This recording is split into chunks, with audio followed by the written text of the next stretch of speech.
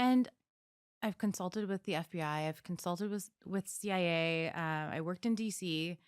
I also have the ability to say, this is too far. This is too conspiracy, right? So will you kind of self-regulate and check yourself when you're like going on a path once you're reading all these files? I would imagine sometimes you start going down the rabbit hole a little bit and you're like, oh, I need to check myself. Like it's going too far. Are you able to like Yeah. catch yourself pretty quickly with that? Yeah. And it's because things are, so my level of realism is very different than other people because I have literally sat and talked to a guy who had brain matter in his pocket.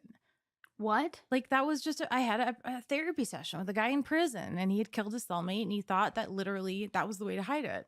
The part of the brain that had splurged out. He just had it in his pocket. Yeah. But prison guard, like they're thin, right? Yeah. I literally thought he was orgasming. Wait. Okay, hold on. Wait, hold on. Hold the f on. Okay. He had brain matter in his pocket.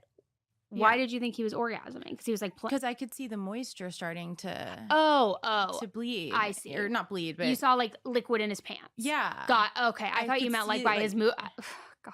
Oh no, God. he wasn't I couldn't see his penis or anything, but I could see moisture like on his thin khaki outfit.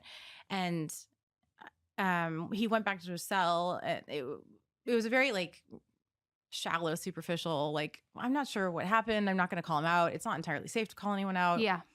And then, they just came and handcuffed him because he had just killed a cellmate. So you've seen it all. Like, yeah. So, but what criminals know that they need to hide. Yeah. So they use code word. They do things, which that's kind of another question. And I'm actually going to put on my notepad to ask you after because I don't want to derail too much. So you had said there were these termination rooms.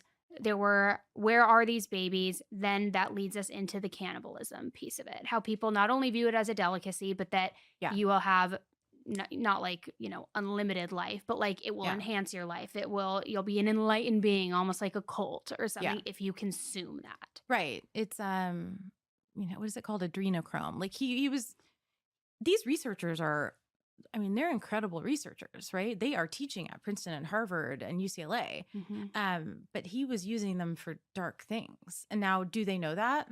Did they know? Right. I don't know.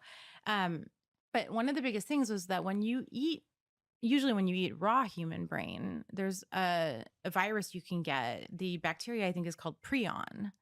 Okay. And it gives you, this is where you can call me a conspiracy theorist. I don't know. Prove me wrong. It gives you a disease called Kuru, Kuru. Okay. Now, the doctor that was frequently coming, who taught at Harvard and had his assistant, who's now a world-renowned professor at Princeton, he wrote an article in 1998 on prions and Kuru. And his primary focus was trying to slow down the degeneration of the brain when you have Alzheimer's, when you have diseases like this. But the argument could be that he was studying the brain and he just wanted to know the effects rather than he took part in anything. But then coincidentally, he was frequently going to the island and working with Epstein. Yes.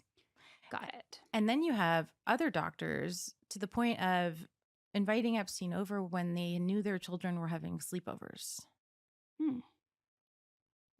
And across the world, other countries as well. So it's deciphering how much did people know. This is why we need everyone to testify.